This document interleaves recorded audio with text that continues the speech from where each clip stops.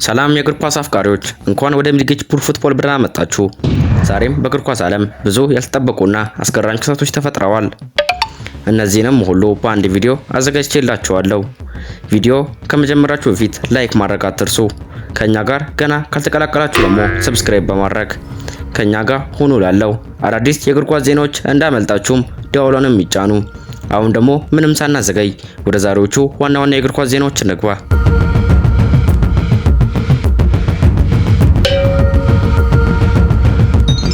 ወደ መጀመሪያው ዜና ስንሄድ አርሰናል ለቪኒሲየስ ጁኒየር ውስጣዊ ፍቃድ ሰጠ። የሪያል ማድሪድ ኮከብ ወደ አርሰናል ሊያመራ ነው። በዛሬው ዋና የዝውውር ዜና አርሰናል የሪያል ማድሪዱን የብራዚላዊ ኮከብ ቪኒሲየስ ጁኒየርን ለማስፈረም በክለቡ ውስጥ ፍቃድ መስጠቱ ተዘግቧል። ይህ ዜና ከወጣ በኋላ በእግር ኳስ ዓለም ብዙ መነጋገሪያ ሆኗል። ሆኖም እስካሁን በአርሰናልና በሪያል ማድሪድ መካከል ይፋዊ ድርድር አልተጀመረም። ክለቡ አማራጮቹን እያጠና መሆኑ ብቻ ይነገራል። ይህ ዝውውር እውን ይሆናል ወይ ብለን ጠየቅን። ይህ በብዙ ነገሮች ላይ ይመረኮዛል። ከሁሉ በፊት የቪኒሲየስ ጁኒየር ከሪያል ማድሪድ ጋር ያለው የውል ሁኔታ ወሳኝ ይሆናል። እስካሁን በአዲስ ውል ዙሪያ ሙሉ ስምምነት አልተደረሰም ተብሏል። ይህም ሌሎች ክለቦች ሁኔታውን እንዲከታተሉ አድርጓል። በሌላ በኩል አርሰናል በአሰልጣኝ ሚኬል አርቴታ መሪነት ቡድኑን የበለጠ ለማጠናከር እየሰራ ነው። እንደ ቪኒሲየስ ያለ ፈጣን፣ ተንኮለኛና ጎል የሚያስቆጥር ተጫዋች መጨመር የአርሰናልን የጥቃት አቅም በእጅጉ ሊያሳድገው ይችላል። ነገር ግን እስካሁን ይህ ዝውውር በመጀመሪያ ደረጃ ላይ ብቻ ነው። የክለቦቹ ውይይት አልተጀመረም። የዝውውር ክፍያም ሆነ ሌሎች ዝርዝሮች አልተወሰኑ። ስለዚህ በአሁኑ ሰዓት ይህንን እንደ ቀደምት የዝውውር ፍላጎት መመልከት ይገባል። እናንተ ምን ትላላችሁ? ቪኒሲየስ ጁኒየር አርሰናልን ቢቀላቀል ለፕሪሚየር ሊጉ ትልቅ ለውጥ ያመጣል ወይስ በሪያል ማድሪድ መቆየት አለበት? አስተያየታችሁን በኮሜንት አካፍሉኝ። ሁለተኛው ዋና የዝውውር ዜና አርሰናል በዚህ ክረምት ከሁሉም በላይ አስደናቂ ሊባል የሚችል እርምጃ መውሰዱ ተዘግቧል። ጁሊያን አልቫሬዝን በ100 ሚሊዮን ዩሮ ሊያመጣው ነው። ሪፖርቶች እንደሚያሳዩት አርሰናል የአትሌቲኮ ማድሪዱን አርጀንቲናዊ አጥቂ ጁሊያን አልቫሬዝን ለማስፈረም 100 ሚሊዮን ዩሮ ገንዘብ ከቪክተር ቺኮሬስ ጋር በማካተት ትልቅ የዝውውር ጥያቄ አቅርቧል ተብሏል። ይህ ዜና በአውሮፓ የእግር ኳስ ማህበረሰብ ውስጥ ብዙ ውይይት ፈጥሯል። አርሰናል በአዲሱ የውድድር ዘመን የጎል አቅሙን የበለጠ ለማሳደግ ከፍተኛ ደረጃ ያለ አጥቂ ለማስፈረም እየሰራ መሆኑ ይነገራል። ጁሊያን አልቫሬዝ በፍጥነቱ በግብ የማግባት ችሎታውና በተለያዩ የጥቃት ቦታዎች መጫወት በመቻሉ ከአርቴታ የጨዋታ ፍልስፍና ጋር የሚስማማ ተጫዋች እንደሆነ ይታመናል። በሌላ በኩል አትሌቲኮ ማድሪድ ይህንን ጥያቄ እንዴት እንደሚመለከተው ገና ግልጽ አይደለም። ክለቡ ጁሊያን አልቫሬዝን የፕሮጀክቱ ወሳኝ አካል እንደሚያዩ ተነግሯል። ስለዚህ ዝውውሩ ቀላል እንደማይሆን ይገመታል። እስካሁን ግን ስምምነት አልተደረሰም። ዝውውሩ በሪፖርቶች ደረጃ ላይ ያለ ሲሆን በቀጣዮቹ ቀናት ተጨማሪ መረጃዎች ይጠበቃሉ። እናንተስ ምን ትላላችሁ? አርሰናል ጁሊያን አልቫሬዝን ቢያስፈርም ለፕሪሚየር ሊጉ ትልቅ መልእክት ይሆናል ወይስ አትሌቲኮ ማድሪድ ተጫዋቹን ማስቀረት ይችላል? ሀሳባችሁን በኮሜንት አጋሩን። ሌላው ሶስተኛው ዜና አርሰናል የብሩኖ ጉማሬዝን እቅድ እየተከታተለ ነው። አርሰናል የኒውካስትሉን ካፒቴን ብሩኖ ጉማሬዝን ለማስፈረም ያለውን ፍላጎት አሁንም ቀጥሏል። ቀደም ሲል አርሰናል በ60 ሚሊዮን ዩሮ አካባቢ የሚገመት የመጀመሪያ ጥያቄ ለኒውካስትል አቅርቦ ነበር። ነገር ግን ይህ ጥያቄ ውድቅ መደረጉ ተዘግቧል።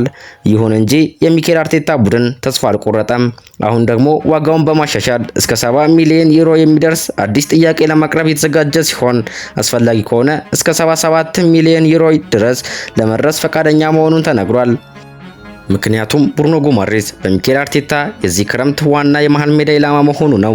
አሰልጣኙ ቡድኑ በፕሪሚየር ሊግና በቻምፒየንስ ሊግ ውድድሮች የበለጠ ተወዳዳሪ እንዲሆን ከፍተኛ ደረጃ ያለ የመሃል ሜዳ ተጫዋች ማስፈረም እንደሚፈልግ ይገለጻል። ብሩኖ በኳስ ቁጥጥር፣ በትክክለኛ ፓስ፣ በመከላከልና ጥቃትን በመጀመር ከፍተኛ ብቃት ያለው ተጫዋች በመሆኑ ከአርሰናል የአጨዋወት ዘይቤ ጋር በጥሩ ሁኔታ ይስማማል ተብሎ ይታመናል። በሌላ በኩል ግን ኒውካስትል የቡድኑን ካፒቴን ለመሸጥ ፍላጎት የለውም። ሪፖርቶች እንደሚሉት ክለቡ ብሩኖን ለመልቀቅ ከሆነ በጣም ከፍተኛ የዝውውር ገንዘብ እንደሚጠይቅ ይጠበቃል። ስለዚህ የድርድር ቀላል እንደማይሆን ይታያል። ይህንን በመከተልም አርሰናል ሌሎች አማራጮችን የገመገመ ነው። ከነዚህ መካከል የቦርንማውዝ ወጣት አማካኝ አሌክስ ስኮት ይገኝበታል። ሆኖም እስካሁን ድረስ የአርሰናል ቀዳሚ ምርጫ ብሩኖ ጉማሬዝ መሆኑ እንደቀጠለ ተዘግቧል። ነገር ግን ይህ ሁሉ በአሁኑ ሰዓት በሪፖርቶች ላይ የተመሰረተ ሲሆን ይፋዊ ስምምነትም ሆነ የክለቦች መግለጫ እስካሁን አልወጣም። በቀጣዮቹ ቀናት ይህ ድርድር ወደ ምን አቅጣጫ እንደሚሄድ መጠበቅ ይኖርብናል። እናንተስ ምን ትላላችሁ? ብሩኖ ጉማሬዝ ወደ አርሰናል ቢያመራ ለቡድኑ ትልቅ ጥቅም ያመጣል ወይስ ኒውካስትል ካፒቴኑን ማስቀረት ይችላል? ሀሳባችሁን በኮመንት አካፍሉን። ሌላኛው ዜና ማንቸስተር ቤት ይወስደናል። ማንቸስተር ዩናይትድ ማርከስ ራሽፎርድ በክለቡ ዶክመንተሪ እንዲሳተፍ ተጋብዟል። ይህ በኦልድ ትራፎርድ እንዲቀጥል የሚያመለክት ምልክት ነው።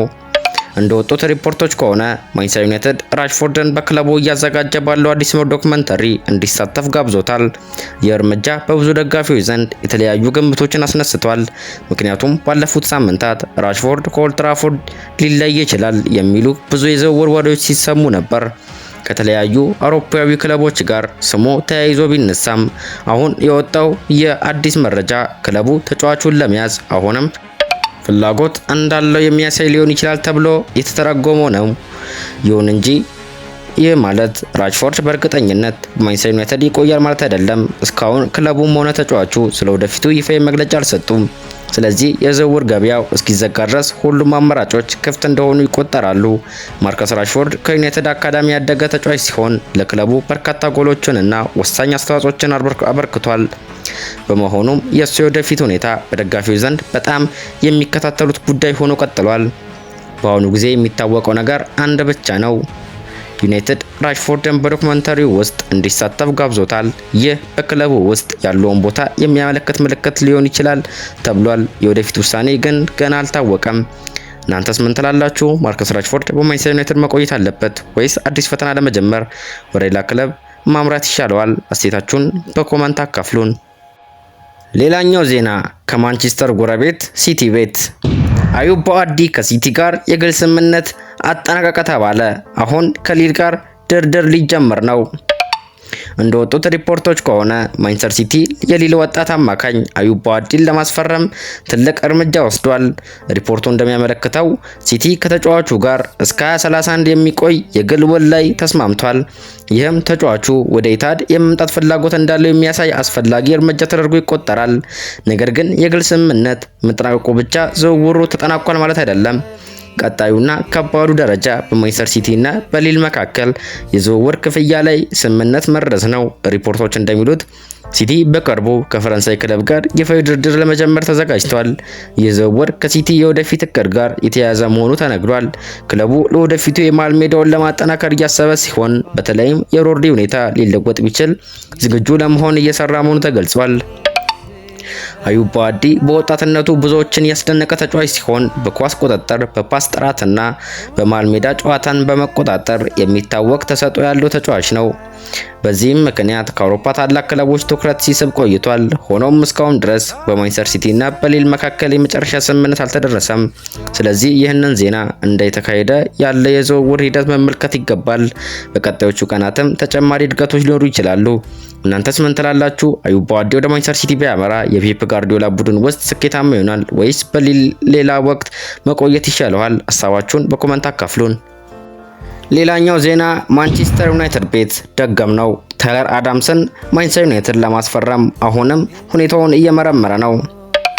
ማንቸስተር ዩናይትድ በዚህ ክረምት የዝውውር ገበያ አዲስ አማካኝ ለማስፈረም ፍላጎት እንደቀጠለ ሲሆን አሁን ደግሞ የአሜሪካ ብሔራዊ ቡድን እና የቦርንማውዝ አማካኝ ታይለር አዳምስ ስሙ በጠንካራ ሁኔታ ከክለቡ ጋር ተያይዞ እየተነሳ ነው።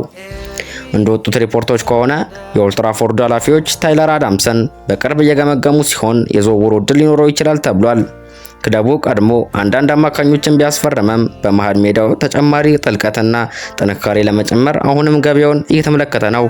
ታይለር አዳምስ በተለይ በመከላከል ብቃቱ፣ ከፍተኛ የሩጫ አቅሙ፣ በሜዳ ላይ በሚያሳየው ትጋትና ተጋጣሚዎችን በመጫን የሚታወቅ ተጫዋች ነው። እነዚህ ባህሪያት ለማንቸስተር ዩናይትድ መሃል ሜዳ ጥሩ ተመራጭ አማራጭ ሊያደርጉት እንደሚችሉ ይገመታል። በተጨማሪም ዩናይትድ በሚቀጥለው የውድድር ዘመን በተለያዩ ውድድሮች ለመፎካከር የተሻለ ቡድን ጥልቀት ለመፍጠር እየሰራ መሆኑ ይነገራል።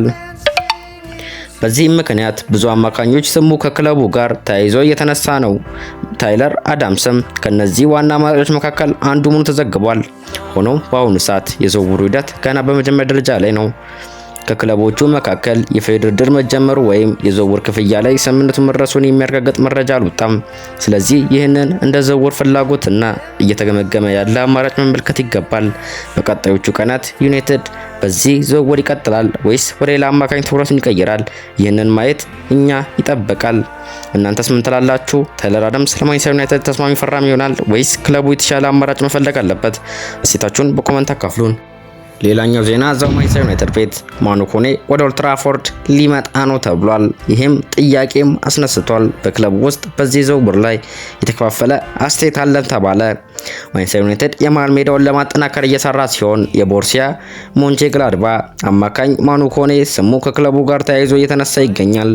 እንደወጡ ሪፖርቶች ከሆነ ማንቸስተር ዩናይትድ ማኑ ኮኔን እንደ አንዱ የመሃል ሜዳ አማራጮች እየተመለከተው ነው። ተጫዋቹ በአካላዊ ጥንካሬው በኳስ መቆጣጠር ችሎታውና በመሃል ሜዳ ላይ ያለው የመንቀሳቀስ ብቃት ብዙ ክለቦችን ሲስብ ቆይቷል።